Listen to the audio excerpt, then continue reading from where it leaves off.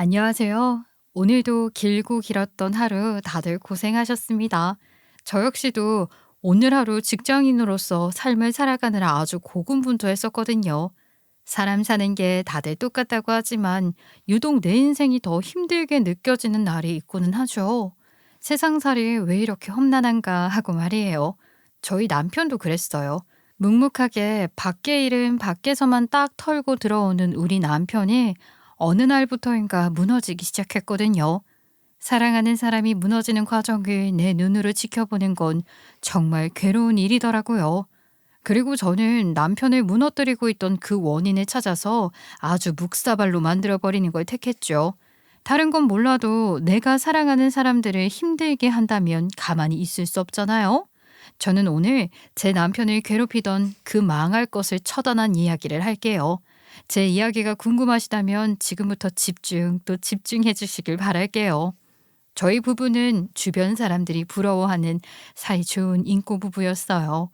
퇴근 후에 저녁이면 함께 저녁 먹고 집 앞 카페에서 수다 떨다 들어가는 게 저희 부부의 일상이었죠.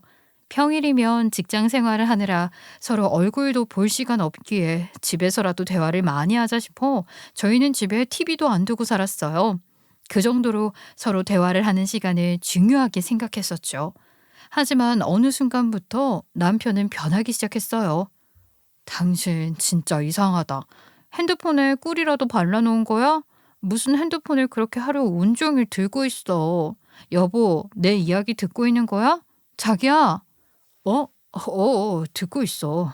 미안해. 내가 한 가지밖에 못하잖아. 나 지금 노는 거 아니고 일하는 거야. 자기가 좀 이해해주라. 나도 일은 해야지. 자기 얼굴 보면서 나는 힐링한다? 저런 닭살스러운 멘트도 곧잘하던 우리 다정한 남편. 사랑꾼 그 자체였는데 어느 순간부터 얼굴을 보기는커녕 말도 제대로 못하고 지냈네요. 내 남편이 맞나 싶었어요.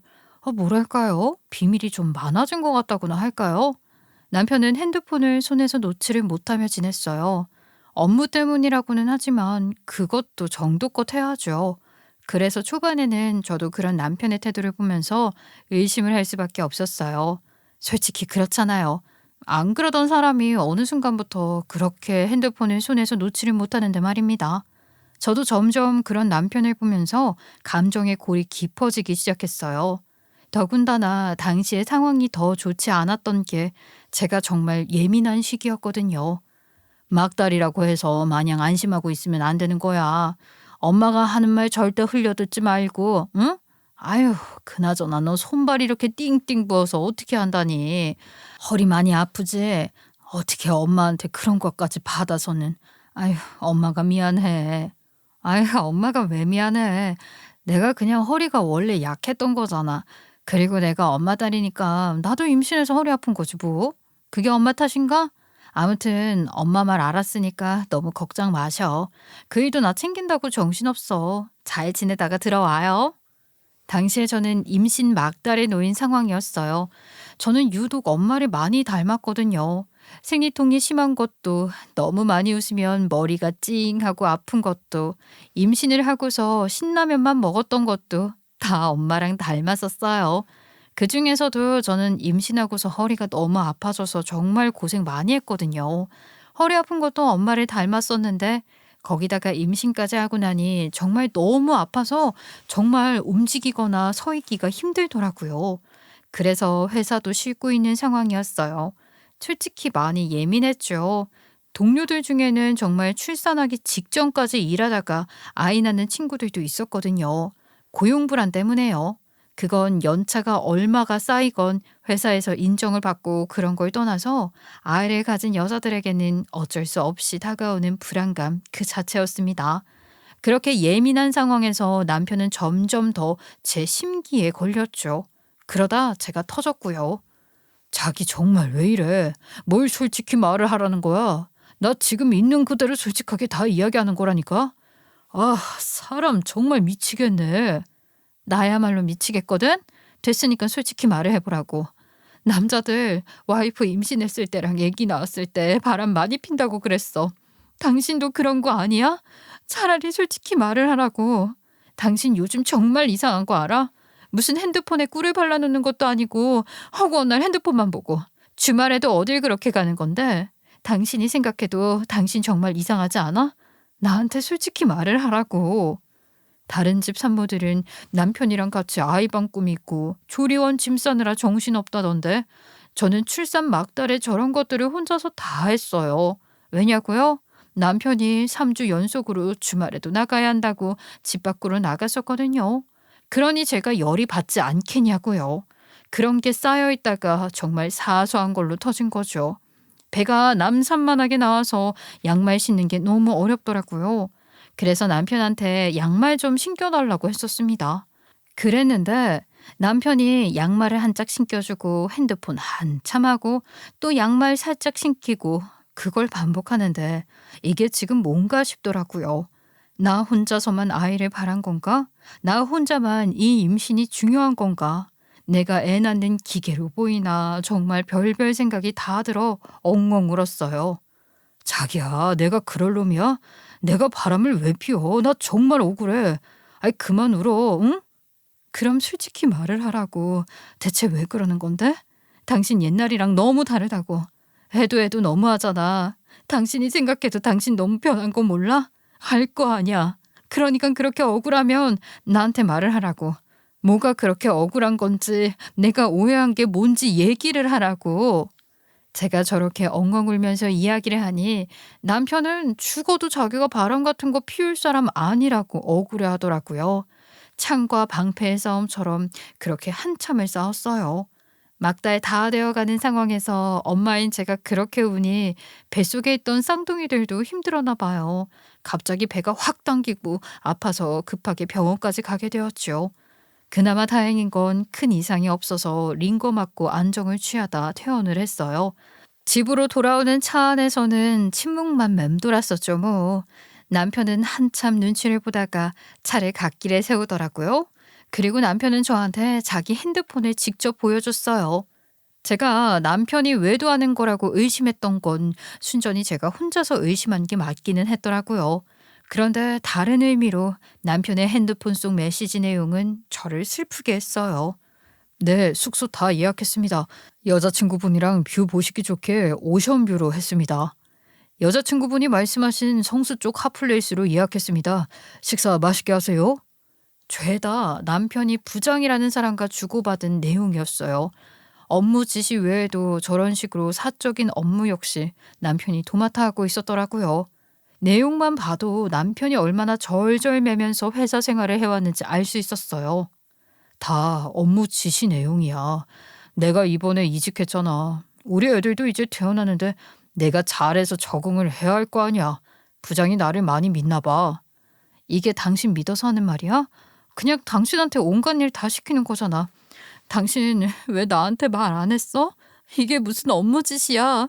이거는 자기를 너무 막대하는 거잖아. 아이고, 자꾸 울면 애들한테 안 좋다고 하잖아. 그만 울자, 응? 내가 미안해. 부장님이 나를 믿어서 자기 사적인 일도 부탁하는 거지? 저거 부탁하는 거야. 아이, 걱정하지 마. 그리고 부장이 이래저래 나한테 프로젝트 이야기도 많이 하려고 하고 나한테 업무도 많이 맡기고. 자기야, 나 바람 같은 거 안 피워, 응? 다 부장님이 시키는 것 때문에. 그래서 일 때문에 그런 거였어. 정말 미안해. 얼마나 속상했는지 몰라요. 저게 업무 짓인 건지 아니면 무슨 호구 하나 잡아서 자기 원하는 대로 휘두르려는 건지 제가 생각했을 땐 후자가 확실히 맞았지만 남편은 끝까지 아니라고 했죠. 상사가 자기를 믿어서 그러는 거라고 말이에요. 더 이야기를 하고 싶었지만 제가 저기서 더 물고 늘어지는 건 남편 자존심을 건드는 일인 것 같아 더 이상은 묻지 않았어요. 어쨌든 제가 오해를 한 게 맞았던 거죠. 남편한테 직장 상사가 수시로 연락을 하고 업무 지시며 체크를 해온 내용이 남편 핸드폰의 전부였습니다. 그런데 너무 많은 업무를 시키는 것 같았어요. 이건 좀 도가 넘는다고 해야 할까요? 남편의 핸드폰을 다시 보는데 이건 남편을 믿는 게 아니라 그냥 누구 하나 찍어서 걸릴 만만한 놈을 괴롭히려는 부장의 심보가 보였어요. 그 중에 하나 대화한 걸 말씀드려 볼게요. 폰트가 그게 보고서 폰트가 맞는다고 생각을 하는 거예요? 다시 수정해서 고치세요. 글자 포인트를 그렇게 하면 뭐 사람 놀리는 겁니까? 누가 노안 있는 줄 알아요? 폰트 조절해서 눈에 한눈에 들어오게 수정하세요. 여러분이 들으셨을 때는 어떠세요? 뭐 저런 식으로 정말 하나하나 다 트집을 잡는다는 느낌 안 드시나요? 저도 그렇게 생각을 하고 있었어요. 남편 회사 부장이 남편한테 보내온 내용, 그거는 정말이지 트집을 잡는다는 말이 맞는 표현이었죠. 남편이 직장 상사와 주고받는 내용을 보니 코끝이 시큰해졌습니다. 집에서는 그저 좋은 일만 이야기하고 싶어 하는 남편이 혼자서 얼마나 끙끙 앓았을지 말이에요. 저는 남편을 끌어안고 엉엉 울었어요. 이럴 거면 그냥 회사 그만두자. 회사 그만두고 당신이 하고 싶었던 사업하면 되지. 뭐가 걱정이야. 애 낳고 내가 다시 회사 나가면 다 해결되는 문제야. 당신이 왜 이렇게 한창 어린애한테 굽신거리면서 있어야 하는데. 아니야, 내가 다 알아서 해. 핸드폰은 뭐하러 봤어 또. 아휴, 당신 남편 어린애 아니야. 내가 알아서 할 테니까 당신은 걱정하지 마. 내가 미안해. 남편과 대화를 통해서 알게 된 건데 그 어린 부장이 대표 조카라나 아무튼 몇촌 가족이라고 하더라고요. 어떻게 개념 없는 그런 어린 놈이 부장이 되었나 했더니만 거기 남는 자리에 꽂아준 거였던 거예요. 암튼 제가 저렇게 남편한테 말을 한 게 철없는 소리일 수도 있지만 그저 너무 속상했습니다. 저보다도 더 속상했을 텐데 남편은 저를 꼭 안아주면서 걱정하지 말라고 이야기를 했어요. 아이들을 위해서 그리고 저를 위해서 가장으로서 일을 잘 해내고 싶다고 말이죠. 그렇게 남편에게 주야장천 연락을 해오는 남편의 직장 상사로 인해 저희 부부의 해프닝이 마무리되는 것 같았으나 하지만 해프닝은 거기서 끝이 나지 않았어요. 오늘도 늦는 거야? 회사 일은 무슨 자기가 혼자 다 하나 봐. 어제도 야근이었는데. 그러게나 말이야. 당신 남편이 워낙 능력자라 그래. 내가 없으면 회사가 안 돌아간다니까. 남편은 그 뒤로도 변함없이 거의 매일을 야근을 했어요. 제가 아이를 낳고 조리원에서 돌아왔을 때도 남편은 늘 야근을 했었죠. 조리원에 있을 때에도 잘 못 올 정도로 말이에요. 조리원에 있을 당시 조리원 동기들 중에 몇몇은 남편들이 이 시기에 바람 많이 핀다라는 말로 저를 염려 그리고 약간의 오두방정을 떨었지만 저는 전혀 들리지 않았죠. 왜냐하면 외도라고 의심할 이유가 전혀 없었던 게 남편의 직장 상사 그 부장이라고 하는 어린 놈이 시도 때도 없이 전화를 해서는 업무 지시를 하는 걸 제가 다 들었거든요. 그 정도로 그 부장이라는 인간이 시도 때도 없이 저희 남편을 들들 볶았죠. 그 모습을 보면서 한 가지 확실한 건 남편 상사가 보통은 아닌 놈이라는 거였어요. 회사 생활을 하면 할수록 이전과 달리 얼굴이 어두워져가는 남편을 바라보며 속상했어요. 마음 같아서는 대신 나서서 그 어린 놈한테 욕을 한 바가지 해주고 싶었지만 남편의 자존심을 위해서 그리고 남편이 저한테 자기를 믿고 맡겨달라고 하길래 그저 가만히 있었습니다. 남편이 스스로 해결할 수 있게 옆에서 지켜봐주는 걸 택한 거였죠. 속상해 죽겠어 정말. 당신 살 더 빠진 것 같아. 다크서클도 너무 짙어졌고. 아휴, 당신 부장 진짜 해도 해도 너무한다. 당신한테 무슨 원수 졌대? 아, 왜 그러는 거야 대체? 아이고 아주머니, 열내봤자 아주머니만 더 속상해요. 나 괜찮아. 그래도 전보다는 나도 많이 익숙해져서 알아서 다 처신하고 있으니까 걱정 마세요. 오늘도 늦으니까 애기들이랑 먼저 자. 당신 혼자만 육아하게 해서 항상 미안해. 참으로 눈물겨운 시기였네요. 아무리 지켜봐주기로 마음을 먹었다고 해도 남편이 매일 야근을 하는 게 너무 안쓰러운 건 사실이었어요. 한겨울에 그렇게 찬바람 맞고 새벽 가까이 되어서야 집에 들어오는 남편이 늘 안쓰러웠죠. 그러다가 마침 저희 친정엄마랑 아빠가 와서 아이들을 돌봐주신다고 하시는 게 아니겠어요. 그래서 제가 남편 몰래 초보 딱지에 딱 붙이고 차로 남편을 데리러 갔죠. 초보 운전자한테 빙판길은 너무 무서웠어요. 그래도 사랑하는 우리 남편을 직접 데리러 간다는 생각에 기쁘게 갔습니다. 갈 때도 저는 빈손으로 안 갔어요. 아무래도 직장 상사라는 그 부장이랑 같이 있을 수도 있고 하니 늦은 시간까지 고생했다고 집에 들어가서 같이 먹으라고 저희 친정엄마가 따로 싸주신 3단 도시락을 양손 가득 무겁게 챙겨서 갔네요.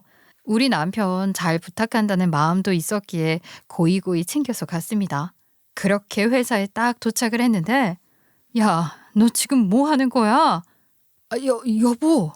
저는 남편 사무실로 들어서는 순간 그 자리에서 그 도시락을 집어던져 버렸어요. 왜냐고요? 일어서 엎드려 뻗쳐. 부장님, 일단 좀 진정하시고 말로 하시는 게. 어쭈 말 대답해요. 다시 일어서 엎드려 뻗쳐. 하, 이것 봐요 박성훈 씨. 자식 낳았는데 회사에서 잘리면 뭐 어떻게 먹고 살 수 있겠어요? 그러니까 죄송하다고 할 게 아니라 일을 똑바로 하면 될 거 아니야. 아 지금 박성훈 씨 때문에 나까지 이게 무슨 일이냐고. 왜요? 나이 어린 부장이 꼰대짓 하니까 열받아? 그럼 박성훈 씨도 능력이 좀 있지 그랬어. 남편은 자기보다 훨씬 어린 부장 상사 앞에서 혼이 나고 있었어요. 그런데 그냥 혼나는 게 아니고 무릎을 꿇었다가 엎드려 뻗쳐도 했다가 하면서 난리도 아니었죠. 그러면서 그 어린 부장놈은 저희 남편을 향해 폭언을 멈출 줄 몰랐어요. 이곳에 다 묘사를 할 수 없을 정도로 쌍욕을 하는데 다른 건 모르겠지만 무슨 이유에서건 사람한테 저렇게 모욕적인 말을 하고 저런 무자비한 행동은 하면 안 되는 거잖아요. 그대로 눈이 돌아서 들고 온 도시락 그 부장이라는 놈한테 그대로 집어던지고서 그대로 달려들었던 거죠. 남편은 저를 보고 화들짝 놀랐어요.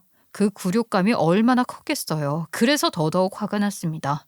내 남편한테 저런 짓을 하다니 너무 화가 났죠.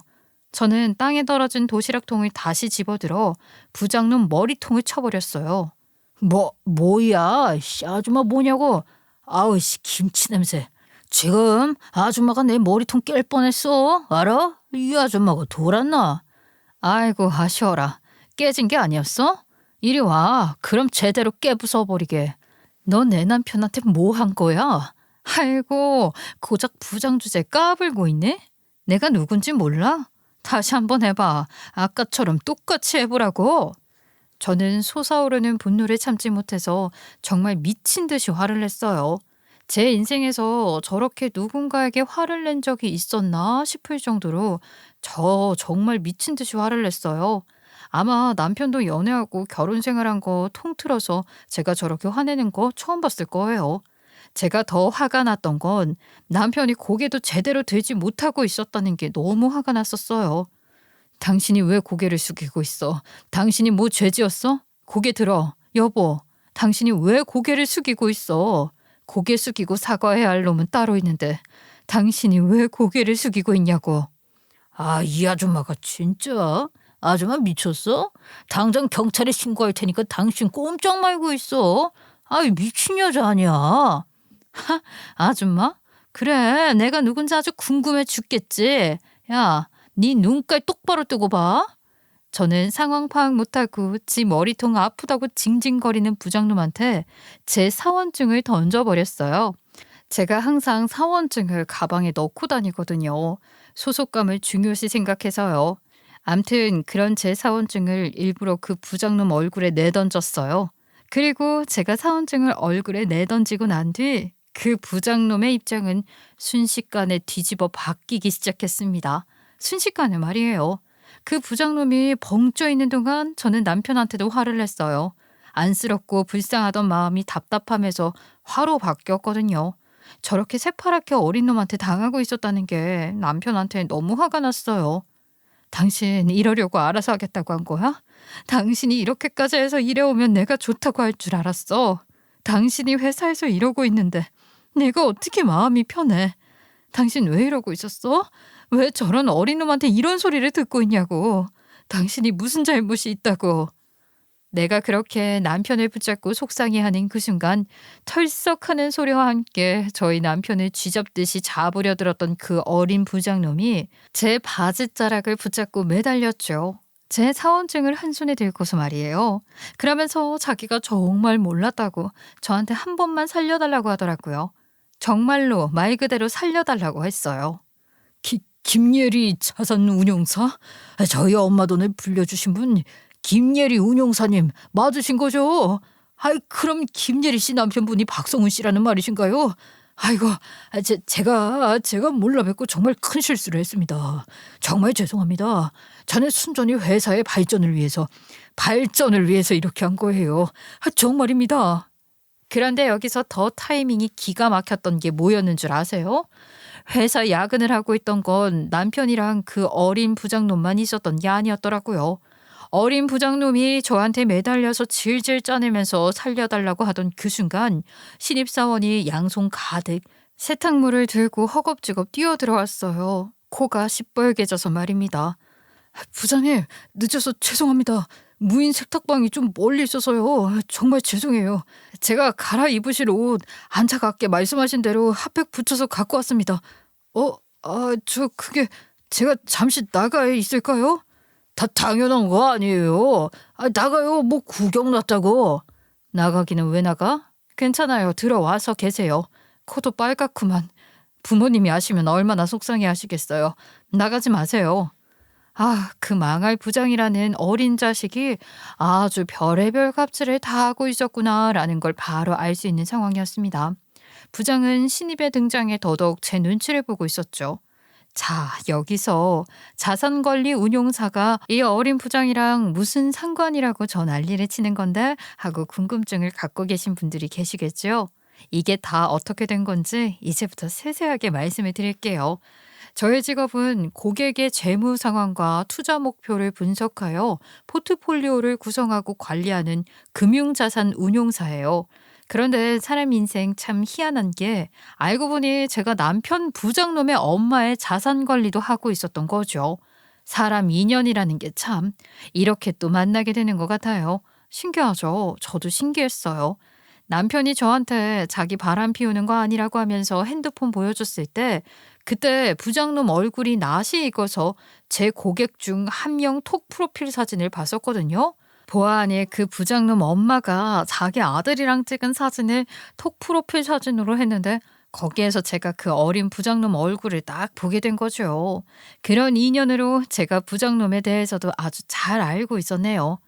너 낙하산으로 들어온 거 내가 모를 줄 알아? 네 엄마라는 사람도 아주 자랑이라고 나한테 얘기를 하더라. 조카? 조카는 무슨 조카 까는 소리 한다. 야, 네 엄마가 대표 세컨드라서 너 네 엄마 덕에 여기 들어온 거 아니냐고. 그런데 무슨 지능력으로 들어온 것처럼 너 지금 여기서 이딴 개짓거리 하고 있던 거니? 그것도 내 남편한테? 세컨드? 그게 무슨 말이야 당신? 무슨 말은 뭐가 무슨 말이야. 저놈 저거 대표 조카가 아니라 대표 세컨드 아들이라고. 대표가 세컨드한테 홀려가지고 세컨드 아들놈을 지 회사에 꽂은 거라고.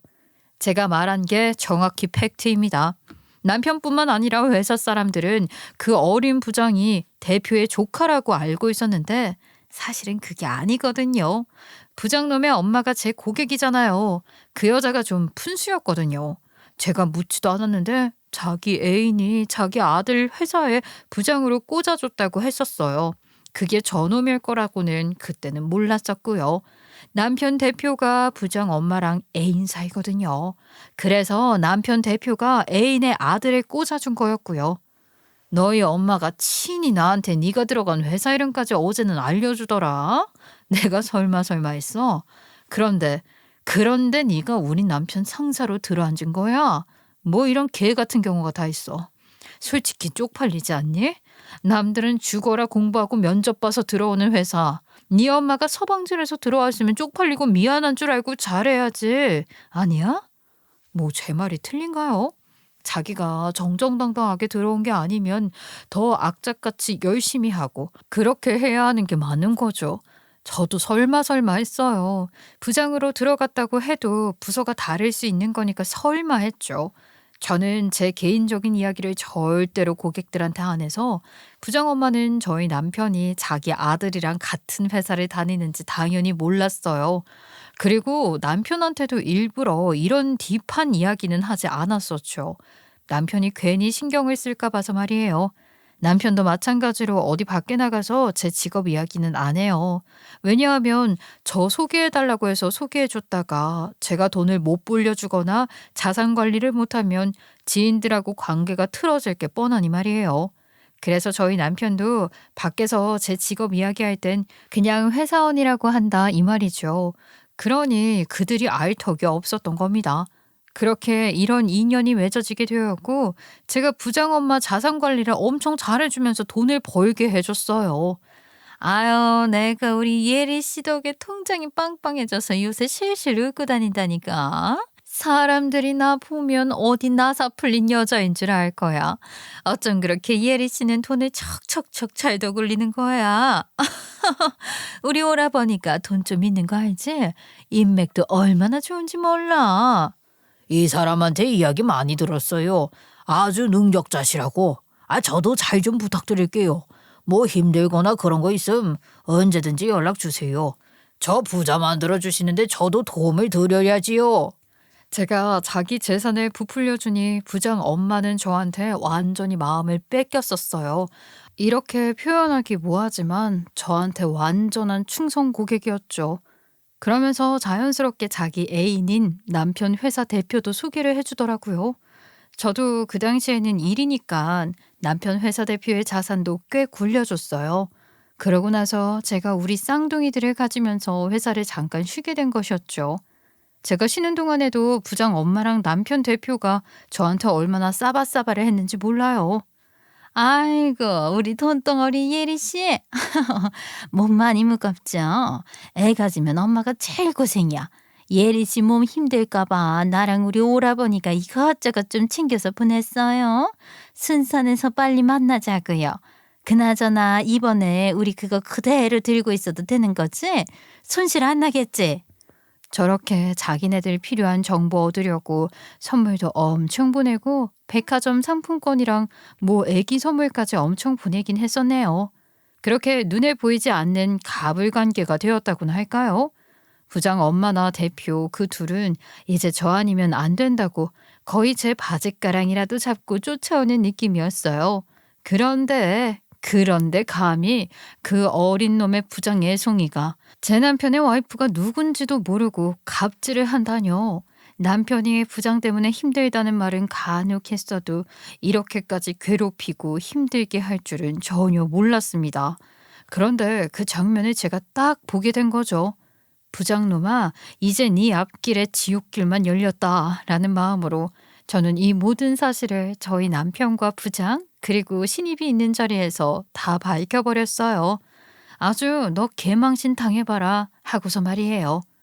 잘 됐네. 여기 다른 사람도 있었으니까 이 회사 대표랑 네 엄마가 얼마나 더러운 관계인지 내가 다 까발려주면 되겠다. 지금 제가 하는 말 다 사실이니까 믿고 녹음하셔도 돼요. 대표가 사모라고 데리고 오던 여자 있죠? 그 여자 대표 사모 아니에요. 대표 사모는 돈도 많아서 미국에 있고 세컨드 데리고서 둘이서 여보당신하며 개짓거리 하는 거지. 제가 대표랑 네 엄마 관계도 다 까발릴 거고 너 그 자리에서 당장 잘리게 만들 거다라고 하면서 그 신입한테 녹음하라고 했어요. 그랬더니만 그제야 상황 파악이 된 어린 놈의 부장놈 처절하게 빌더군요. 잠깐만요. 제가 뭐 어떻게 할까요? 예? 제가 운영사님 남편분한테 제가 무릎 꿇고 사과하겠습니다. 그러면 될까요? 성우씨, 아니 박성우님, 형님, 제가 죄송해요. 제가 나이 어릴 때 이렇게 부정직함 따라서 정신을 못 차렸나 봐요. 정말 죄송합니다. 참네. 그렇게 개짓거리를 할 때는 언제고 또 그 망할 부장은 제 남편한테 빌기 시작했어요. 남편도 어이가 없었는지 기가 차다는 듯한 헛웃음을 치더군요.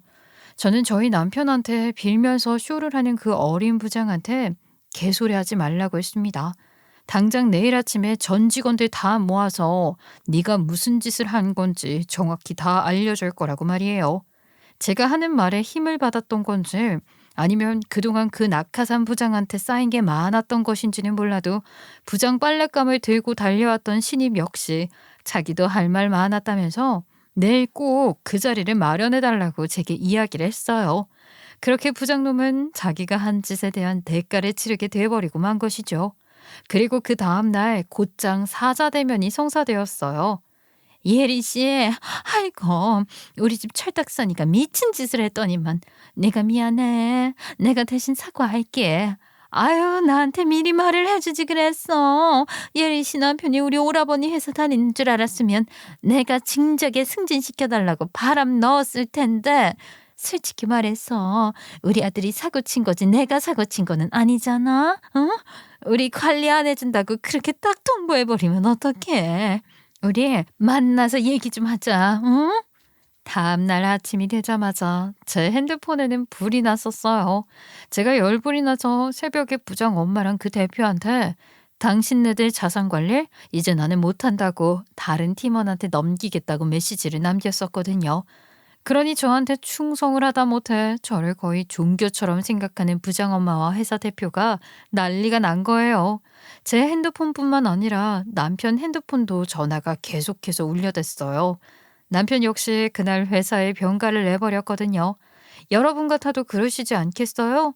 전날 그런 일이 있었는데 아유, 남편이 어떻게 회사를 나가고 싶겠어요.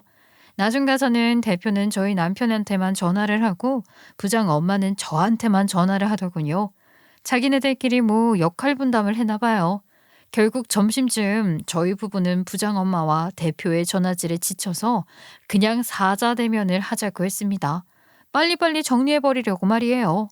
부장 엄마와 대표는 아주 고급 식당에 자리를 마련했어요. 저랑 남편이 그 안으로 들어서자마자 남편 회사 대표랑 부장 엄마가 바로 손이 발이 되게 싹싹 빌더라고요. 아이고 성은 씨, 그런 일이 있었으면은 말을 하지 그랬어. 어? 아 내가 그러면 진작에 아휴 이거 정말 미안해. 마음 많이 상했었지. 정말 미안해. 예리 씨. 이 사람아 예리 씨가 뭐야? 그렇지. 아유, 은영사님, 내가 정말 미안해. 내가 자식 교육을 잘못 시켰어. 정말 미안해. 그렇다고 우리 관리해주던 거 안 하겠다고 그렇게 일방적으로 연락 남기는 게 어딨어. 나랑 우리 오라버니랑 운영사님만 믿고 건물 계약해버렸는데 우리 운영사님이 안 도와주면 그 건물 이자도 못 짓고 알잖아. 어? 우리가 이렇게 빌게. 우리 좀 도와줘. 대표랑 부장 엄마가 저랑 남편한테 구구절절 이야기하고 매달리는 데는 다 이유가 있었던 거죠. 그 둘이서 저를 믿고 자기들 재산에서는 무리가 되는 금액의 건물을 무리하게 매입을 한 것이었죠. 손에 잡힐 듯한 어마어마한 월세 수익, 그놈의 돈에 눈이 멀어서 말입니다. 그렇게 그 둘이서 월세 받아가며 불로소득할 생각에 들떠있다가 제가 그런 문자를 보냈으니 얼마나 당황했겠어요. 제가 자기네들 자산관리 안 해주겠다 하니 저를 거의 종교처럼 여기던 그 사람들은 발등에 불이 떨어진 거죠. 그래서 저한테 그리고 저희 남편한테 싹싹 빌기 시작한 거였어요. 지금 상황 되게 웃긴 거 아시죠? 아유 정말 왜 이럴까. 하나도 웃길 상황 아닌 거 알지. 나 정말로 예리 씨랑 아니 우리 은영사님이랑 은영사님 남편한테 미안하게 생각하고 있다니까는. 우리 사과 좀 받아줘. 정말로 미안해. 그러니까 이게 지금 웃긴 거라고요. 왜 두 분이서 저한테 사과를 하세요? 정말 사과해야 할 사람 따로 있는 거 아닌가요? 저랑 저희 남편한테 그렇게 사과를 하고 싶으셨으면 아니 사고친 장본인을 데리고 와서 그 인간한테 사과를 하라고 하신 게 맞는 거죠. 왜요? 나오기 싫대요? 꼴에 지가 한 짓 뭔 줄도 모르고 자존심은 또 부리나 봐요. 제 말이 틀려요. 잘못한 놈이 와서 사과를 해도 모자랄 판에 정작 잘못하고 일을 벌인 놈은 뒤로 쏙 빠져서는 저는 그런 꼴 절대 못 보죠. 부장 엄마한테 얘기했어요. 당신 아들놈이 똑바로 사과하지 않는 이상 나는 당신네들 자산관리 계약 이전에 그냥 그만두겠다고 말이에요. 까짓 거 경위서 쓰죠 뭐. 안 그래요? 제가 저렇게까지 세게 나올 줄은 몰랐었던 건지 대표랑 부장엄마는 꽤나 당황한 표정을 지었어요. 제가 꼼짝도 안 할 것 같자 대표도 한 수 접고 들어섰죠. 오케이. 그러면 내가 그놈의 자식한테 당장 직원들이랑 우리 성훈 씨한테 사과하라고 할게요. 어? 그러면 될 거 아니야. 그러면 우리 운영사님이 마음이 좀 풀리시는 거 아니겠어요? 자기 우리 아들내미를 그렇게 그렇게 개망신당하게 하겠다는 거야 지금? 아니 아무리 그래도 조용히 해, 이 사람아. 지금 네 아들 때문에 우리 건물 산 거 그거 월세 맛도 못 보고 빚만 또 안게 생겼어. 알아? 조용히 해, 조용히. 도대체가 자식 교육을 어떻게 시킨 거야? 이래서 아비 없이 자란 것들은 티가 난다니까. 어머 할아버니 말 그렇게 할 거야 정말? 아유 알았어 마음대로 하라고. 돈 다 날릴 거냐는 대표의 말에 부장 엄마는 더 말을 하지 못하고 자기 아들한테 전화를 걸었어요. 그렇게 여보자기 하던 사람들도 결국은 불륜에 그치지 않더군요. 돈 앞에서는 저렇게 나를 세워가며 니 탓이네 뭐네 서로 으르렁거렸으니까요. 그렇게 저와 남편, 부장 엄마 그리고 대표는 회사로 향했어요. 그리고 저희가 도착함과 동시에 어린 부장놈의 석고대죄 쇼가 펼쳐졌죠. 그 자식 지가 한 일이 잘못된 거라고 생각을 안 하고 있었나 봐요. 사과하라고 하니까 이를 부득부득 깔면서 억지로 사과를 하더라고요. 저한테도 말입니다. 그래서 제가 이야기했어요. 지금 이게 사과하는 거예요? 그럼 이게 사과하는 거 아니고 뭡니까? 제가 죄송하다고 했잖아요. 이 이상 뭐를 더 어떻게 하라고요? 나 진짜 이거 아직도 정신 못 차렸네. 야, 너는 내가 지금 이렇게 상황 만든 게 뭐 시간이 남아서 이렇게 만든 거 같니? 내가 네 상판떼기 한번 더 보고 싶어서 뭐 이런 자리 만든 줄 알아? 정신 차려. 마음 같아서는 그쪽이 내 남편한테 했던 거 그대로 나도 똑같이 하고 싶은 거. 나 지금 참고 있는 건데 이런 식으로 대충 하면 나도 그냥 못 넘어가. 알아? 제가 저렇게 말하니까 다들 입을 다물지 못하더라고요. 가만히 있으니까 사람을 얼마나 만만하게 본 건지 이때다 싶어서 저는 더 세게 이야기를 했습니다. 그 새파랗게 어린 놈이 짓밟은 우리 남편 자존심을 제가 되찾아주고 싶었으니까요. 그럼 뭐 어떻게 하라고요? 더 이상 내가 뭐 어떻게 사과를 하는데요? 내 앞에서 엎드려 뻗쳐 할 수 있어요? 한번 해봐요. 그럼 내가 사과 받아줄게요. 이참에 그쪽이 다른 직원들한테 했던 거 똑같이 다 해주는 건 어때요? 신발도 닦아주고 세탁물도 다 빨아서 가져다 주고. 왜? 자존심 상해요? 진짜 짜증나서 못 해먹겠네. 야, 너 미쳤어? 누구한테 엎드려 뻗쳐라 하라고 하는 거야? 인연이 진짜 돌았나? 야, 나 한성환이야, 한성환. 니들 같은 서민놈들이랑은 다르다고. 내가 대표백으로 이 자리에 앉은 사람이야. 자리를 보고 까불어. 퍽 그때였어요. 대표가 부장 얼굴을 거세게 치더군요. 그러고서는 너 같은 놈 해고라고 역정을 내기 시작했어요. 아마 자기 돈을 잃은 것도 무서운데 그 어린 녀석이 대표인 자신을 운운하면서 어쩌고 하니까 그게 거슬렸었나 봐요. 자기 내연 여인 부장 엄마가 보고 있는데도 막말이 서슴지 않았어요. 이놈의 자식이 말이야. 네가 싸지른 똥 때문에 지금 네 엄마랑 내가 비해보는 거 알아 몰라? 그래도 감토 씌워서 앉혀놓으면 인간 노릇 하겠구나 했더니만 말이야. 이거는 뭐 아주 그냥 망나니가 따로 없어. 어머머 아들 괜찮아? 뭐 하는 거야 지금? 아니 너는 아저씨 얼굴에 먹칠할 일 있니? 어디서 말을 그렇게 해? 오라버니 그래도 애 얼굴이 이게 뭐예요? 결국 부장은 자기의 그 알량한 자존심 부리느라 대표한테 버림을 받게 되었어요. 부장 엄마도 참 대단하더라. 돈이 좋은 건지 사랑이 좋은 건지 모르겠지만 자기 아들이 자기 애인한테 쌍욕 먹고 뺨까지 맞았는데도 그 이상 화를 내지 않고 가만히 있더라고요. 와 정말 돈이 무서운 건지 사랑이 무서운 건지는 모르겠지만 부장 엄마를 보아하니 부장이 왜 그렇게 개념 없이 자랐는지 알 수 있었어요. 그렇게 대표한테 얼굴 쳐맞고 난 뒤 부장님은 자기 엄마한테 악을 쓰고는 그 자리를 박차고 나갔어요. 그제야 부장 엄마는 자기 아들 따라 나서더군요. 그 와중에 대표는 저한테 잘 보이겠다고 저희 남편한테 부장으로 승진시켜준다고 했는데 남편은 사절하고 퇴사하겠다고 했어요. 저는 제가 다니는 회사가 이렇게 개차반인 줄 몰랐습니다. 더 이상 제가 다닐 이유가 없을 것 같네요. 에이, 이 사람아. 내가 자네가 저 어린 녀석한테 이런 취급 당했을 줄이야 알았겠어? 내가 우리 예리 씨 아니, 우리 운영사님한테도 말을 했지만 내가 진작에 알았으면 자네나 자네 직원들이나 이런 꼴 당하게 하지는 않았을 거야. 아유, 그래. 뭐 자네 의사는 잘 알겠네. 운영사님, 저 오늘 정말 최선을 다했습니다. 예? 그러니까는 마음 좀 풀고. 대체 뭘 하셨다는 건지 모르겠네요. 뭐가 됐든 오늘 상황 잘 이해했으니 이만 가보겠습니다. 대표가 대체 뭘 했던 건지 저는 이해가 가지도 않았습니다. 그냥 알겠다고 하고는 남편과 그 자리에서 벗어났어요. 그 와중에 대표는 저한테 따로 연락해서 자기도 오늘 할 수 있는 건 다 했고 부장도 잘랐으니 좀 봐달라고 하더라고요.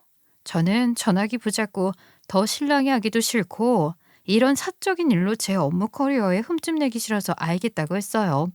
부장놈의 엄마랑 남편 회사 대표랑 계약 종료 때까지만 하겠다 속으로 생각하고 알겠다고 했죠.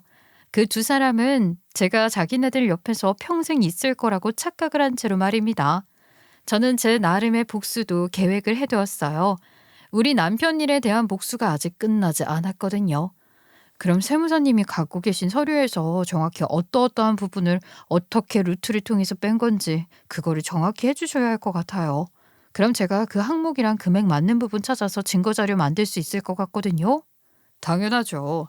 밥 먹고 하는 일이 숫자 보고 돈 계산하는 건데 제가 그거 하나 못 찾을까 봐서요. 걱정 마시고 운용사님은 최대한 티 안 나게 잘 좀 부탁드릴게요.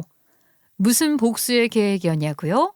부장 엄마랑 대표가 뒤로 탈세하는 세금도 좀 있었거든요. 그 사람들 세무사랑 짜고서 그렇게 하는 거 세무사가 저한테 다 말해줘서 제가 알고 있었어요. 상황을 보아하니 대표나 부장 엄마가 여기서 갑질이랑 갑질은 다 하고 다녔더라고요. 그 사람들이 굽신굽신 했던 건 돈을 굴려주는 저한테만 그랬던 거지 세무사한테 한 것 보니까 아유 진상도 그런 진상이 없대요. 무슨 자기네들 사소한 돈까지 어떻게든 탈세를 해보겠다고 세무사를 들들 볶고 세금 좀 많이 나오면 그렇게 난리를 쳤답니다. 물론 세무사를 두는 이유가 합리적으로 자기 세금 계산하고 하려는 이유가 있다지만 그것도 정도 것이죠. 오죽하면 세무사가 저한테 먼저 이야기를 했겠어요? 같이 뒤통수 칠 생각 있냐고 말이에요. 타이밍이 아주 나이스 좋았죠. 이미 남편 일을 겪은 저로서는 놓치기 아쉬운 기회였으니 말입니다. 계약 기간까지만 저는 일을 봐드리겠다는 뜻으로 말씀드린 거였어요. 저는 재계약할 생각 없습니다. 어찌되었든 제가 계약 기간에 제 할 일은 충분히 이행했으니 저도 뭐 사과드릴 것도 없고 서로 더 이상 연락할 일도 없겠네요. 아니 운영사님 그게 무슨 말이야 지금? 당연히 자기가 계속 우리 도와줘야지. 우리 자기 하나 믿고서 건물 또 계약한 건데 이러면 안 되는 거지. 그건 그쪽 사정이고요. 제가 건물 사라고 부추겼나요? 본인들이 사셨으니 본인들이 알아서 관리하세요. 그리고 계약이 끝나는 날 저는 재계약을 하지 않겠다. 딱 잘라서 말했죠. 그 와중에 돈 욕심 많은 부장 엄마랑 대표는 건물을 또 매입했더라고요. 거의 올 대출이라고 해도 무방할 정도로 말이에요. 자기네들 건물 산 게 제 책임인 양 말하길래 그럼 다시 팔면 되는 거 아니냐 하고 그대로 전화번호 차단해버렸습니다. 회사에는 이미 제 상황을 다 말해둔 터라 회사에서도 알아서 처리해주겠다고 했었고요. 그렇게 저는 마지막 계약 종료를 하자마자 익명으로 세무사랑 같이 부장 엄마랑 대표를 탈세 혐의로 신고해버렸어요. 세무사도 이미 대표랑 계약 끝난 상황이라 저희 둘 다 걸릴 게 아무것도 없었거든요. 남편의 이전 직장 동료에게서 들은 소식인데 저희가 신고한 그게 제대로 먹혔었나 봅니다.